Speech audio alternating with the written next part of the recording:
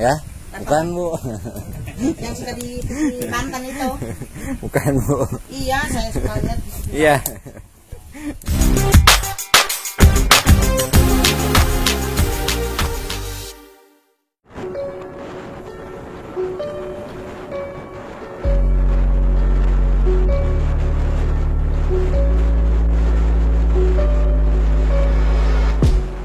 Ya, ketemu lagi dengan channel Guide Kesarung. Kali ini kita akan menuju ke kolam pemandian Cihunjuran ya, yang berada di Desa Cikoneng, Kecamatan Mandalawangi, Kabupaten Pandeglang, Banten.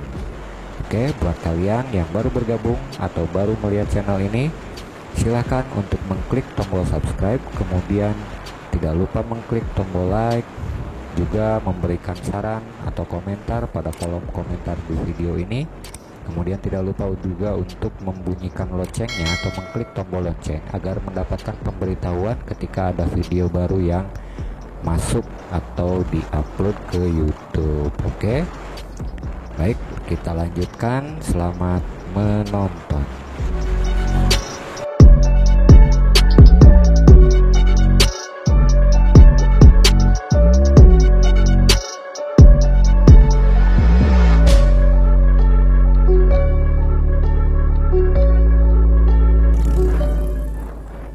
Oke, di sebelah kiri kita ini adalah kolam renang DM ya, yang ada di Mandalawangi. Jadi banyak yang datang ke Cihunjuran atau berniat ke Carita, tapi karena memang lokasinya penuh di sana, akhirnya mereka berbelok ke kolam renang ini. Oke, jadi kalau mau melintas di jalur Mandalawangi, kalian akan menemukan kolam renang DM. Oke, kita lanjut lagi.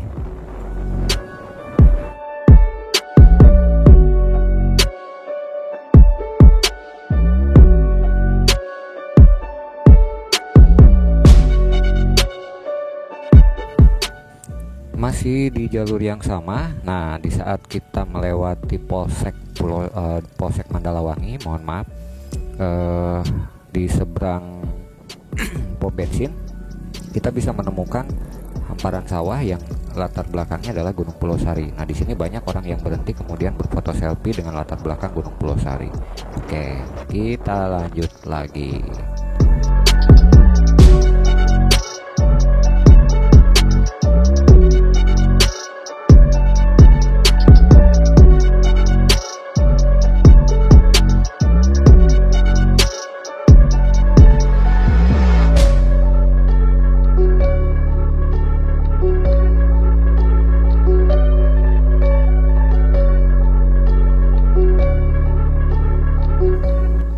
Ya, baiklah, kita sudah sampai di tempat parkiran situs Cihunjuran atau tempat parkiran kolam pemandian Cihunjuran. Dari sini bagi yang membawa kendaraan roda 4 itu diparkir di sini, tapi bagi yang membawa kendaraan roda 2 itu bisa dibawa menuju ke bagian atau ke arah bagian dalam. Nah, jaraknya hanya 500 meter menuju ke lokasi pemandian Cihunjuran. Oke, kali ini kita bareng Kang Tembi. Kang siapa? Kang Febri. Ini lagi ada di Cihunjuran ya. Kita mau lihat kondisi di Cihunjuran ini seperti apa. Sambil nanti jalan sambil kita cerita-cerita sedikit. Oke, lanjut.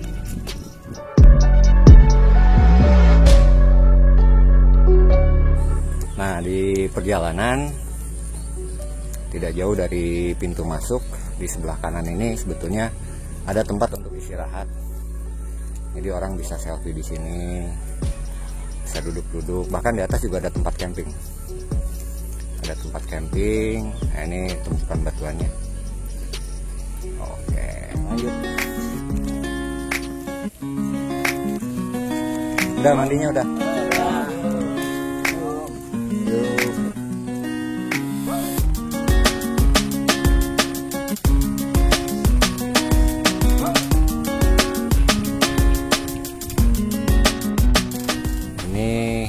Adalah lokasi pemandian Cihunjuran yang ada di Kecamatan Mandalawangi, Kabupaten Pandeglang. Ini banyak sekali pengunjung yang pulang dari sini. Nanti kita bisa lihat suasana yang ada di Kang Meniwangi kia. mantep mah kalau nggak beli. Oh, kalau nggak beli berapaan satunya? Goceng satu. Goceng satu. Tawan. Ya, bukan Bu. Yang suka di mantan itu. Bukan Bu. Iya, saya suka lihat. Iya. Ibu berapa banyak Bu yang ke sana Bu yang ikut? Itu saya sekeluarga, orang Serang. Keluarga. Oh, orang Serang. Oh. Airnya dingin nggak Bu? Dingin, Dingin. Udah mandinya Bu? seger. Oke, siap Bu. Hari pembukaan ya. Iya. Jadi sekarang apa-apa juga ini. Iya. Makasih Bu ya. Mari Pak.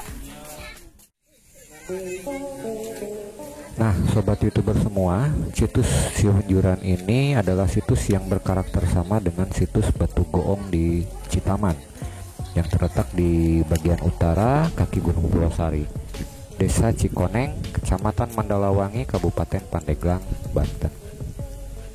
Nah, di tempat ini terdapat kumpulan mata air yang di sekitarnya terdapat juga kumpulan menhir atau juga disebut dengan batu lingga. Ada juga yang menyebutnya batu berdiri. Nah, di mana biasanya batuan ini didirikan secara tunggal atau berkelompok dengan cara disejajarkan di atas tanah. Tapi ada juga menhir yang diletakkan secara terlentang.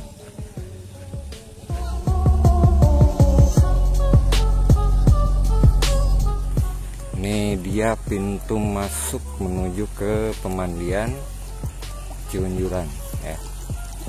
Kita coba lihat berapa tiketnya sekarang di pemandian Cihunjuran. 3 orang 30. Oh, ada tiketnya.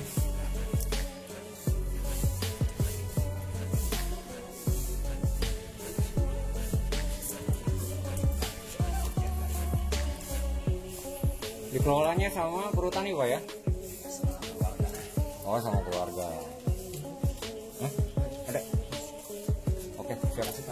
Makasih.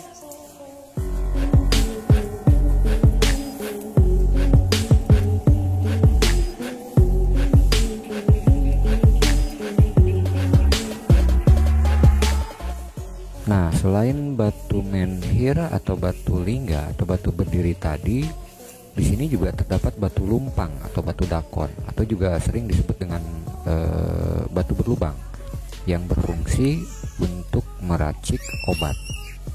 Ya. Nah, ini dia adalah bentuk dari batu berlubang atau batu dakon atau batu lumpang. Jadi digunakan untuk meracik obat zaman dulu, ya. Kemudian juga terdapat batu pipisan atau batu datar. Nah, batu pipisan ini berfungsi sebagai pelandas yang berbentuk persegi panjang. Dan biasanya kalau ada batu pipisan, maka akan ada juga batu giling atau batu gandik. Batu gandik ini biasanya berbentuk apa ya namanya? Silinder ya, berbentuk silinder. Di mana batuan ini berfungsi sebagai alat untuk menghaluskan ramuan tumbuhan atau obat-obatan, atau juga kalau saya tidak salah untuk menghaluskan oksida besi yang digunakan sebagai zat pewarna. Jadi mereka yang zaman dulu menggunakan pewarna di pakaian dengan cara alami atau dengan cara manual, mereka akan menghaluskannya dengan menggunakan batu pipisan ini. Nah, kemudian selain itu Cihunjuran sendiri terdapat batuan monolit. Nah, apa sih batuan monolit itu? Kalau menurut kita nih yang awam, bahwa batuan monolit itu adalah bentukan alami atau geologis atau juga secara teknologi ya. Jadi batuan yang muncul karena ada apa namanya reaksi, bukan reaksi, ada semacam kejadian alami atau juga bisa buatan yang alami itu misalkan seperti gunung yang tersusun secara tunggal ya, yang muncul karena erosi atau kejadian alam, di mana formasi ini tadi itu bisa secara alami atau bisa secara buatan. Nah ini yang kemudian akhirnya Pak Ali Fadilah yang istilahnya mengatakan bahwa hal ini mengindikasikan bahwa daerah itu pernah digunakan sebagai tempat pemujaan ya. Jadi karena batuan-batuan yang tadi muncul kesimpulan bahwa tempat ini adalah tempat pemujaan. Dan selain itu, Ciunjuran juga diduga kuat pernah dihuni oleh kelompok masyarakat agraris. Masyarakat agraris di sini yang bertani gitu ya. Kemudian juga mereka bahkan telah mengenal barang-barang impor. Kenapa? Karena hal ini diperkuat dengan penemuan fragmen keramik asing di wilayah ini. Ya, keramik asing. Bayangkan zaman dahulu Ciunjuran itu sudah ada keramik-keramik dari Cina, keramik-keramik dari luar, ya. Ada juga keramik-keramik lokal. Itu. Kemudian hal lain yang menarik bahwa ternyata Ciunjuran ini juga disebutkan dalam Babat Banten bahwa di kaki Gunung Pulau Sari terdapat sebuah petapaan. Nah, petapaan ini dinamai Brahmana Kandali. Jadi Brahmana Kandali ini adalah sebuah petapaan yang diisi oleh sekitar 800 ajar atau pandita. Kalau di zamannya itu pandita. Kalau zaman sekarang mungkin ya seperti santri lah, ya, seperti santri gitu. Tapi kalau zaman dulu kan ajar itu adalah pandita atau pendeta, yang kemudian katanya mengakui Maulana Hasanuddin sebagai pucuk umun. Nah, pucuk umun ini sendiri banyak orang yang menyalahartikan atau istilahnya tidak paham dengan kata pucuk umun, bahwa pucuk umun ini sendiri adalah nama gelar, ya, nama gelar atau pimpinan lah gitu ya. Nah, kemudian Sultan Hasanuddin menyuruh mereka untuk tetap di sini, menjaga wilayah tersebut, ya, menjaga wilayah ini. Yang 800 ajar tadi berdiam diri di Pulau Sari, kemudian bertugas untuk menjaga. Oke, sambil kita buat foto 360-nya, sambil kita teruskan ceritanya, bahwa di Ciunjuran ini sendiri ini hampir mirip dengan Citaman dan Kosala, di mana lokasi ini dulunya adalah tempat pemujaan atau tempat peribadatan, ya, tempat peribadatan yang digunakan oleh para ajar. Nah, adapun banyak orang yang cerita mengenai kerajaan Salakanagara lah segala macam. Kita belum berani untuk mengatakan bahwa itu adalah merupakan peninggalan Salakanagara karena belum ada bukti tentang keberadaan kerajaan tersebut. Adapun yang sekarang beredar, cerita yang beredar tentang siapa Prabu Angling Darma segala macam, itu hanya sebuah cerita rakyat. Boleh percaya atau boleh tidak, silahkan. Tapi kalau bagi saya, bahwa Ciunjuran adalah merupakan peninggalan sejarah atau peninggalan purbakala. Nah, ini dia, mereka sudah menunggu di sini. Ternyata tadi saya cari-cari di dalam tidak ada. Rupanya mereka sudah nongki di sini. Hah? Aduh. Yuk. Ya, perjalanan kita sudah selesai. Dari Ciunjuran kita sedang menuju arah pulang. Oke, jangan lupa subscribe, like, comment, share, dan bunyikan loncengnya untuk mendapatkan pemberitahuan ketika video baru muncul. Terima kasih. Assalamualaikum warahmatullahi wabarakatuh.